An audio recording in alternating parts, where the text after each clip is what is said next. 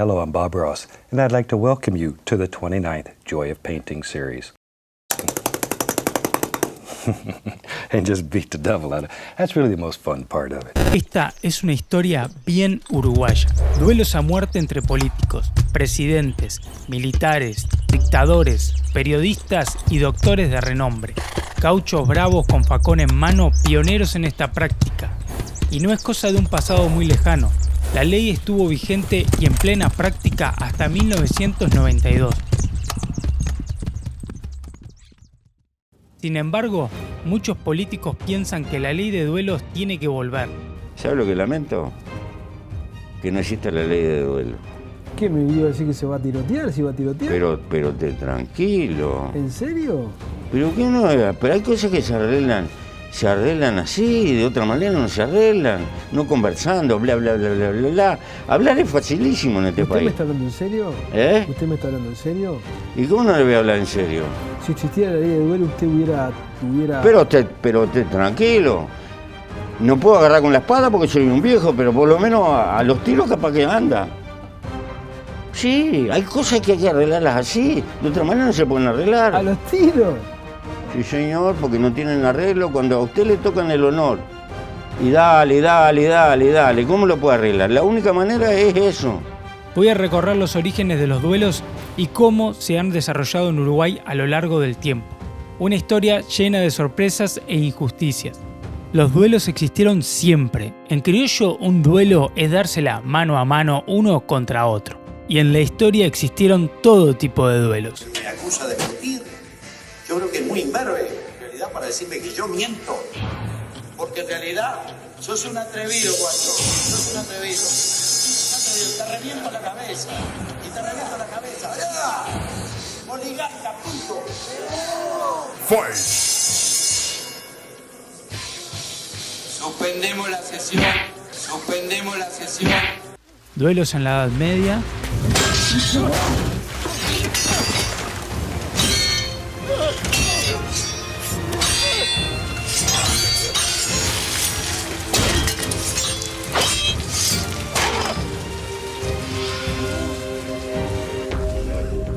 En la era renacentista.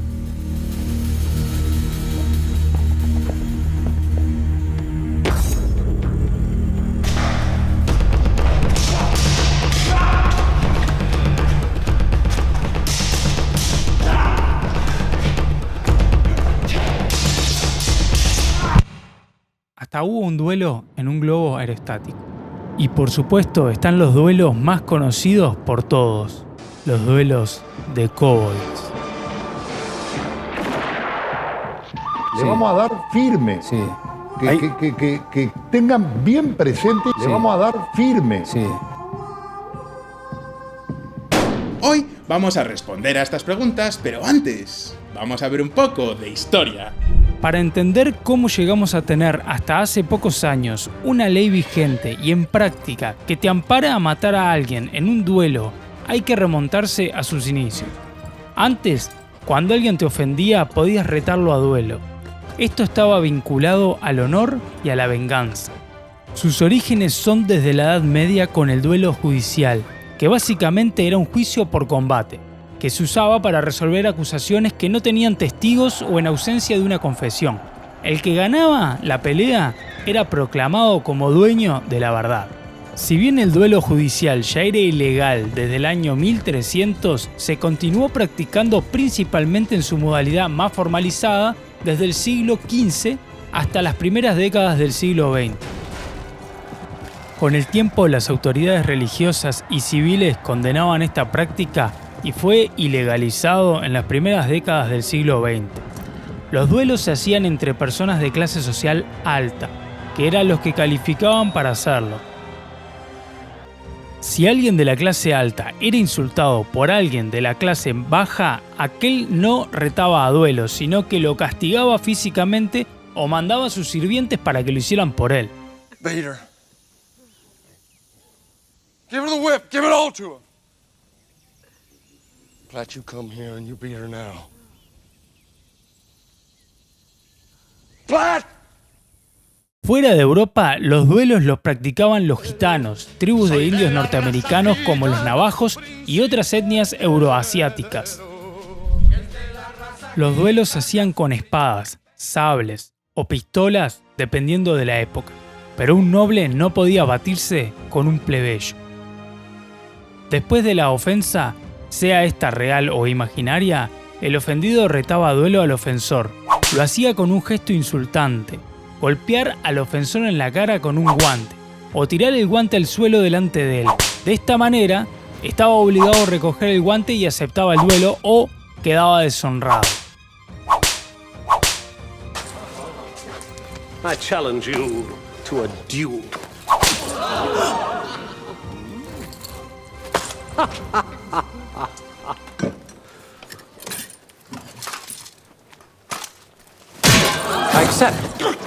Cada una de las partes tenía que elegir a un representante de confianza, lo que se llama un segundo o padrino, que acordaría el lugar, cuyo principal criterio de elección era que estuviera aislado para impedir interrupciones y que a nadie le diera el sol en la cara. Después había que acordar el tipo de armas que se iba a usar, espada, sable o pistola. El padrino tenía calidad de testigo de fe, es decir, tenía que verificar las armas, las reglas y en caso de que su representado falleciera, hacerse cargo de su cuerpo para ser entregado a sus familiares y dar parte ante las autoridades. Por la misma razón, los duelos se efectuaban tradicionalmente al amanecer. Quítenselo del conduelo, la señora como se atreve exige una satisfacción. Señor, su reto queda aceptado. Accedo al duelo, señor. Será con pistolas al amanecer. ¿Pistolas al amanecer? Ay, ¿por qué tenía que abofetear a un sujeto que dijo que sí? Necesitarás un testamento y una lápida. Pasillo 6. El tipo de duelo se acordaba antes y podía ser a primera sangre, que termina cuando uno de los dos resulta herido, hasta que uno quede severamente herido de forma que se encontrase físicamente incapacitado para continuar,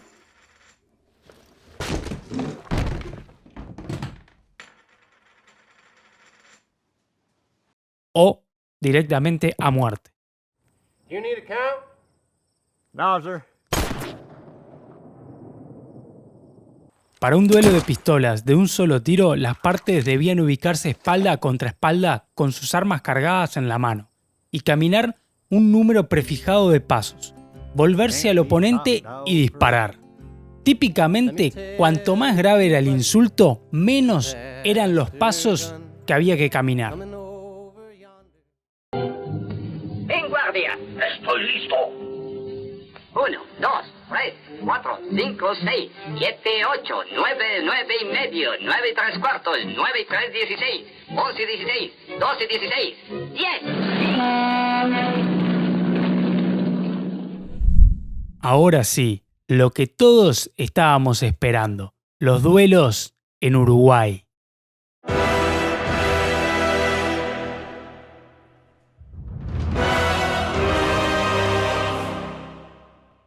El caso de los duelos en Uruguay era lo contrario a lo que se daba en otras partes del mundo. Mientras en el resto del mundo las prácticas eran típicas de la clase social alta, acá en Uruguay era cosa de gauchos.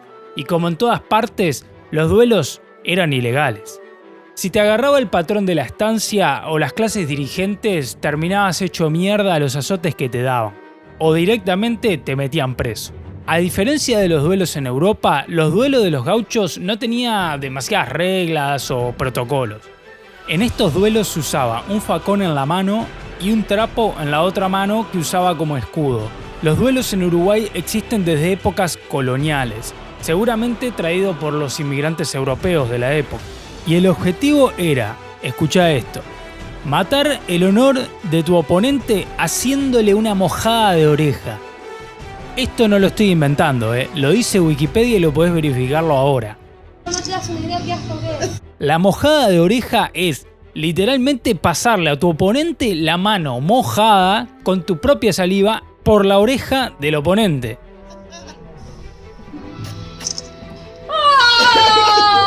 ¡Ay, Dios! Tengo cera. Sácamela, dale. Esta práctica se hizo tan común a lo largo de los años que en las escuelas uruguayas y rioplatenses se sigue haciendo hasta el día de hoy, molestando a tu compañero mojándole la oreja. Más adelante el duelo se va trasladando a las ciudades de las clases sociales suburbanas. A este duelo lo llamaban, y escucha la expresión que te va a sonar, de punta y hacha. ¿Te suena? Es como la expresión de hacha y tiza, y de ahí viene. Se usa por ejemplo cuando Uruguay juega al fútbol y se dan de bomba con los rivales.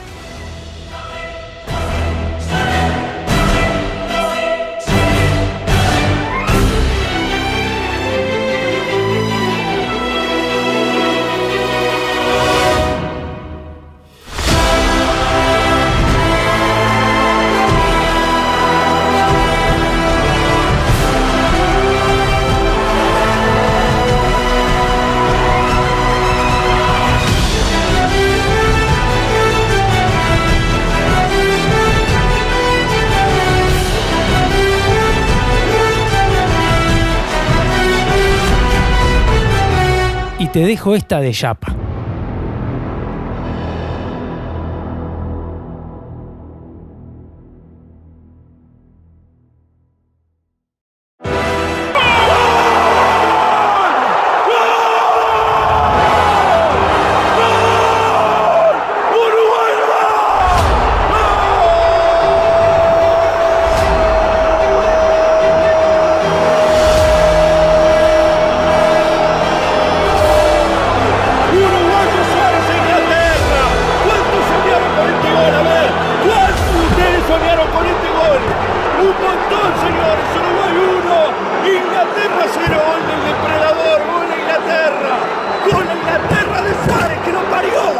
Bueno, después de este hermoso y emotivo relato de Romano, seguimos.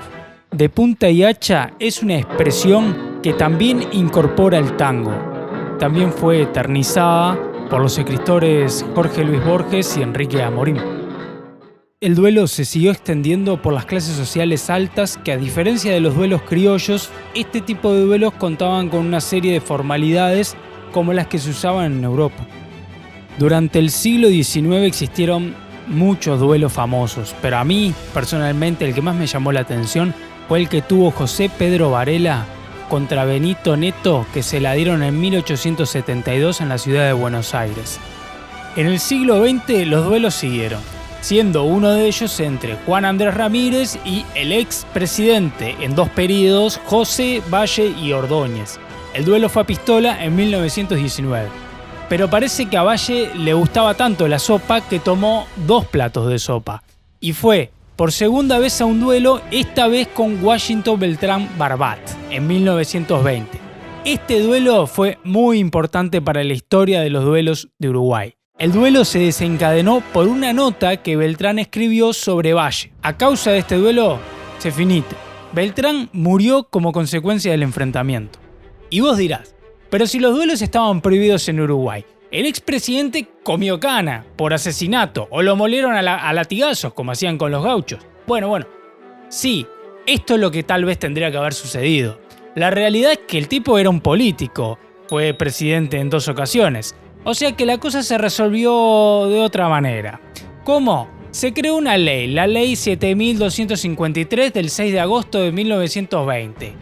Fue conocida como la Ley de Duelos, que básicamente reglamentaba los duelos y establecía las condiciones por las cuales se podía hacer justicia en mano propia, en plenos años 20, Y acá entramos un poco en contexto, y es que los duelos no se practicaban en casi ninguna parte del mundo. Y en Uruguay se estaba legalizando, pero no pasa nada. Todo siga con tal de salvar al expresidente Valle de la cárcel o de los latigazos. Si este fuera un gaucho, no se salvaba. El último duelo público en Argentina fue en 1968. Mientras tanto, la práctica de duelos en Uruguay no solo no había parado, sino que se intensificaba. Y se hicieron habituales los duelos entre políticos y militares uruguayos. De estos enfrentamientos se destacan los que tuvieron lugar entre Manuel Flores Mora y Julio María Sanguinetti, Manuel Flores Mora y Jorge Valle Ibáñez. Los duelos de Flores Mora con Sanguinetti y Valle fueron consecutivos y por la misma razón. Flores Mora había acusado a Valle de presionar para provocar una nueva devaluación de la moneda y lo acusaba de haberse beneficiado con la anterior devaluación en 1968, la famosa infidencia de Valle. No estando presente el propio Valle, la postura la tomó el doctor Sanguinetti, director del diario Acción, quien en su editorial trató a Flores Mora de traidor, demagogo e irresponsable, lo que llevó a que éste retara al primero a un duelo. El combate habría de desarrollarse el 21 de octubre de 1970 con sable de doble filo y punta, hasta que alguno cayese o ambos resultasen heridos. Finalmente, tras alrededor de 1 minuto de combate, ocurrió lo segundo. Ambos resultaron heridos. Posteriormente, otro editorial en el mismo diario, esta vez firmado por Jorge Valle Ibáñez, llevó a que Flores Mora volviera a exigir una reparación, con las mismas condiciones. El duelo se desarrolló el 11 de noviembre en la base aérea número 1 de la Fuerza Aérea Uruguaya, con exactamente el mismo resultado, aunque requirió 6 asaltos de 2 minutos cada uno. En ninguno de los dos casos hubo, después del duelo, reconciliación entre las partes. Casualmente, los tres involucrados, Flores Mora, Sanguinetti y Valle, pertenecían al mismo partido político, el Partido Colorado. Y existen muchísimos duelos, pero si nombro a todos no terminaría nunca más este video. Y ahora vamos con el último duelo. Y después de este duelo, quédate porque te voy a contar una anécdota increíble que involucra al escritor Horacio Quiroga. Un año después del enfrentamiento de Mora, se enfrentaron con pistola los generales retirados del ejército uruguayo Liber Sereni y Juan Pedro Rivas, pocos días después que ambos fuesen candidatos a la presidencia de la República. Liber Sereni por el Frente Amplio y Juan Pedro Rivas por el Partido Colorado. En este caso, Rivas había sostenido durante la campaña electoral que Sereni era un militar traidor a la patria por haber aceptado ser candidato a presidente de un partido comunista, razón por la cual este último le envió a sus padrinos luego de las elecciones. La contienda tuvo lugar en Pando el 7 de diciembre de 1971, y a pesar de que habían acordado un duelo a 2 disparos, el director decidió cancelar el duelo luego de que ambos fallaran el primer tiro debido aparentemente a que Rivas se tomó tiempo para apuntar, algo que, según el Código de Honor, está prohibido, aunque Rivas adujo que no había escuchado la orden de hacer fuego. Existen otros varios duelos remarcables, pero sin lugar a dudas, el que es muy tragicómico es el que tenía acordado en 1902 el poeta Guzmán Papini Sass con Federico Ferrando, pero al que Ferrando no pudo asistir debido a que unos días antes su amigo el escritor Horacio Quiroga lo mató por accidente de un tiro cuando le preparaba para la contienda. Spoiler: Horacio Quiroga se termina suicidando con cianuro, pero nada tiene que ver con el sentimiento de culpa por matar a su amigo. Luego de un duelo que no se hizo entre Fasano y Calveria, se desataron discusiones tanto en el ámbito nacional como internacional que llevaron a que el 6 de julio de 1992, durante el gobierno del nacionalista Dr. Luis Alberto Lacalle, se aprobara la ley 16.274, que dejaba sin efecto a la ley 7.253 y ciertos artículos del Código Penal, y por tanto los duelos volvían a ser considerados fuera de la ley, y la participación en cualquier nivel en uno era pasible de sanciones penales. La cagada es que ahora la defensa del honor cae en el peso del Estado, ya que las leyes actuales no son capaces de asegurar la preservación del honor de las personas y la restauración rápida y eficiente cuando el mismo es dañado. Sobre esto, en una carta escrita en 1999 a la Suprema Corte de Justicia por el expresidente Luis Alberto Lacalle. Si te gustó este video, te invito a ver más en mi canal. Chao. El escribano Gerona fue designado para dirigir el lance que se realizó en el cuartel del Grupo de Artillería del Pantanoso.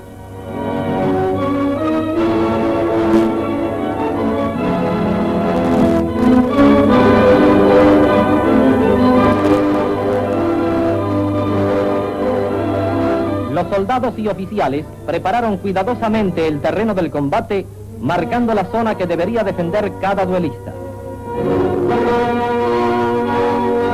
sector de la derecha correspondió al consejero Valle y el opuesto al general Rivas. La ansiedad del público por presenciar el lance superó el hermetismo con que se reservó la noticia de dónde habría de realizarse, y el lógico nerviosismo de quienes aguardaban provocó algunas incidencias rápidamente solucionadas por las autoridades.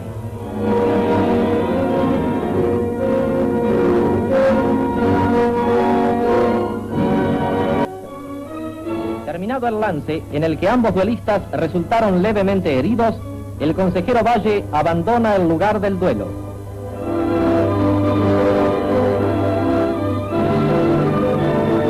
Pocos minutos después lo hace el general Rivas.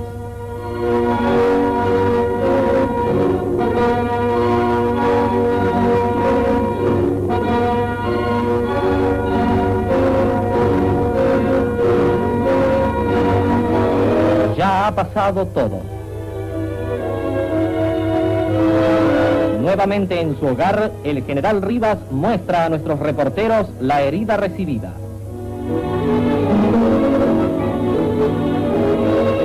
Por su parte, el consejero Valle también vuelve a su residencia acompañado de sus amigos.